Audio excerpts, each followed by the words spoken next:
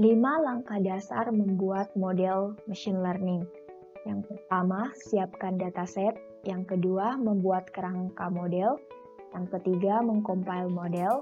Keempat, train model. Dan yang kelima, evaluasi model. Kita akan membuat modelnya di Google Colaboratory menggunakan library TensorFlow. Pertama, siapkan dataset.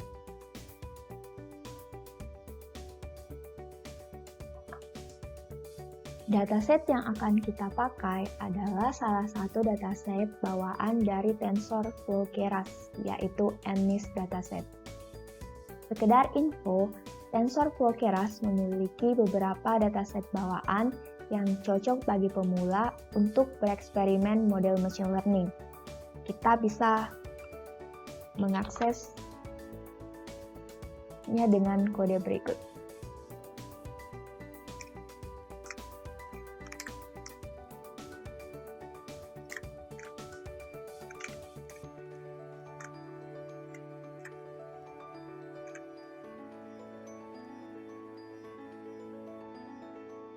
Datasetnya sudah terbagi antara train data beserta labelnya dan test data beserta labelnya.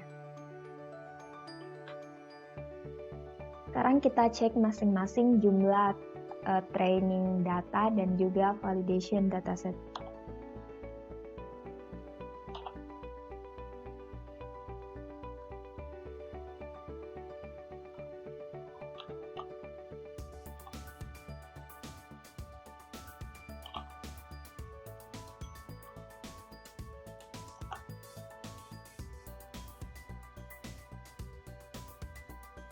Ada 60.000 dataset untuk training dan 10.000 dataset untuk validasi. Sedikit informasi, MNIST adalah dataset berupa gambar tulisan tangan dari angka 0 hingga 9. Ukuran gambarnya seragam, yaitu 28 x 28 pixel dengan format PNG. Jika kalian penasaran seperti apa datasetnya, kita bisa melihat salah satunya.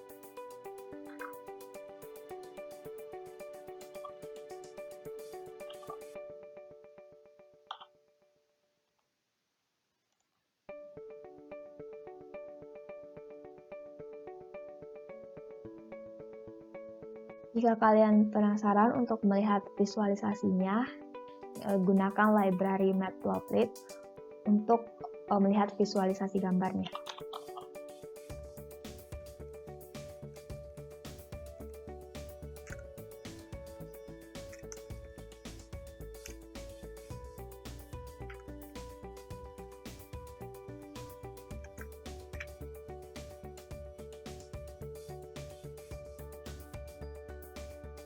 Oke, jadi untuk train data dengan nomor indeks pertama itu adalah nomor 5 dengan train labelsnya nomor 5. Kita coba lihat untuk train data indeks 100, data indeks 100. Saya tulis ulang. Di indeks 100 juga adalah nomor 5 dengan train labelsnya adalah nomor 5. Selanjutnya, sebelum dataset diinput ke dalam model, penting untuk melakukan normalisasi data. Normalisasi bertujuan untuk memperkecil selisih tiap data sehingga mengurangi keragaman data. Jadi kita lihat dulu datasetnya yang tadi dalam bentuk NumPy array. Ukuran gambarnya adalah 28 x 28 pixel, di mana 1 pixel itu sama dengan 1 byte. Sementara 1 byte terdiri dari angka 0 hingga 255, di mana tiap angka mewakili warna yang berbeda. Jadi bisa kita lihat di sini, selisih angka sebelum dinormalisasi cukup besar, yaitu dari rentang 0 hingga 255. Untuk menormalisasi datasetnya itu, tiap datasetnya dibagi dengan angka 255.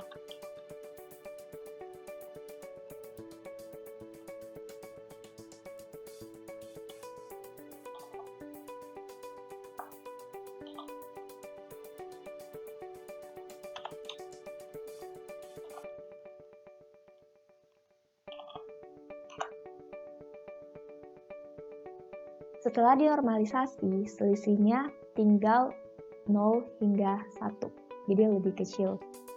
Keuntungan dataset yang dinormalisasi adalah proses train-nya lebih cepat dan efisien.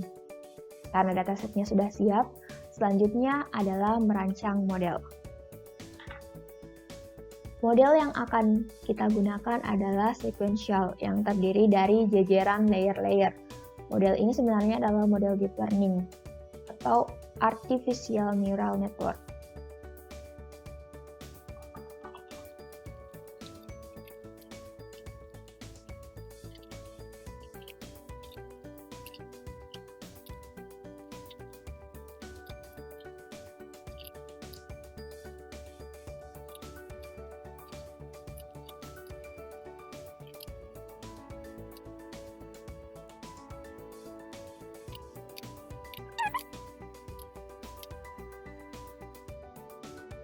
Di sini saya menggunakan 3 layer, bisa kita lihat. Yang pertama input layernya yaitu flatten, kemudian layer kedua adalah hidden layer yang terdiri dari beberapa lapis neuron atau parameter. Nah, di sini saya hanya menggunakan selapis hidden layer dan teman-teman bebas bisa menggunakan beberapa bagian output layernya yaitu pada layer ketiga. Di sini saya menggunakan 10. Mengapa 10? Karena ada 10 kategori kelas atau label data. Ini termasuk multi-class classification, di mana datanya lebih dari 2. Nah, untuk multi-class classification, fungsi aktivasi yang digunakan adalah softmax. Kalau misalkan binary class classification, maka fungsi yang digunakan adalah sigmoid. Selanjutnya, mengcompile model.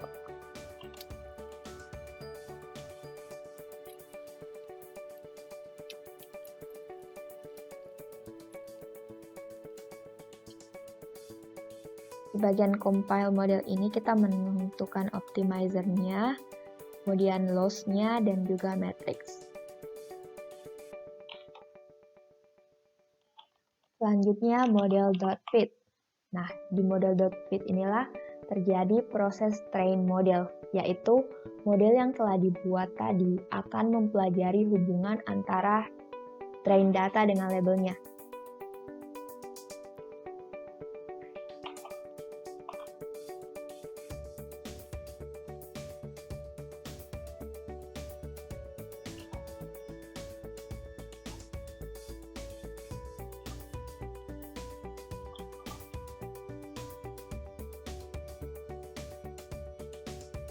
Kita gunakan epoch sama dengan epochnya 10.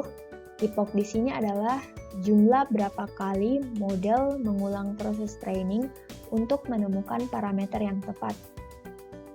Itu mencari kombinasi weight dan bias yang memperkecil nilai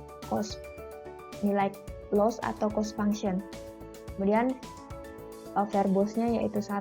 Verbose di sini adalah parameter-parameter apa saja yang akan ditampilkan selama training. Jadi saya pilih 1 biar gak terlalu banyak yang ditampilkan.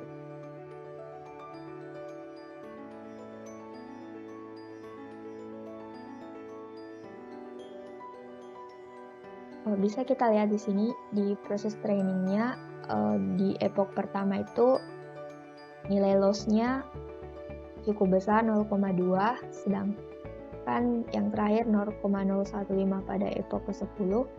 Karena pada epoch pertama itu nilai weight dan biasnya dipilih secara random. Itulah mengapa awalnya itu besar dan semakin ke bawah akan semakin kecil.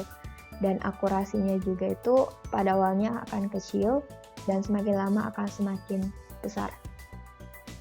Nah, selanjutnya setelah mentraining sekarang kita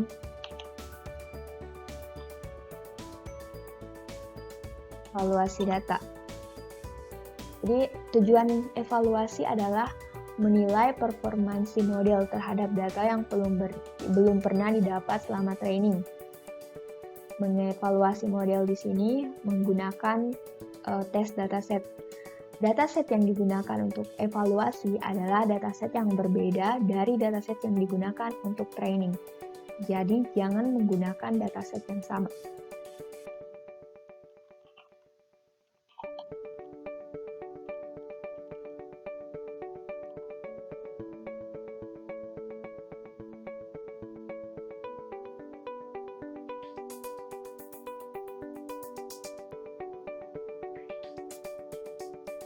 Oke, hasil dari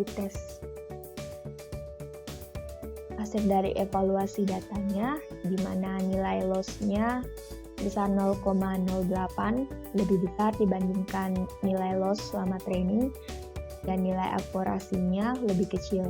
Jadi hal ini wajar karena pada saat evaluasi data itu, dataset yang digunakan adalah dataset yang belum pernah ditemukan oleh model selama training. Jadi merupakan hal yang wajar jika nilai akurasi evaluasi data itu lebih kecil dibandingkan nilai akurasi selama training. Jadi cukup sekian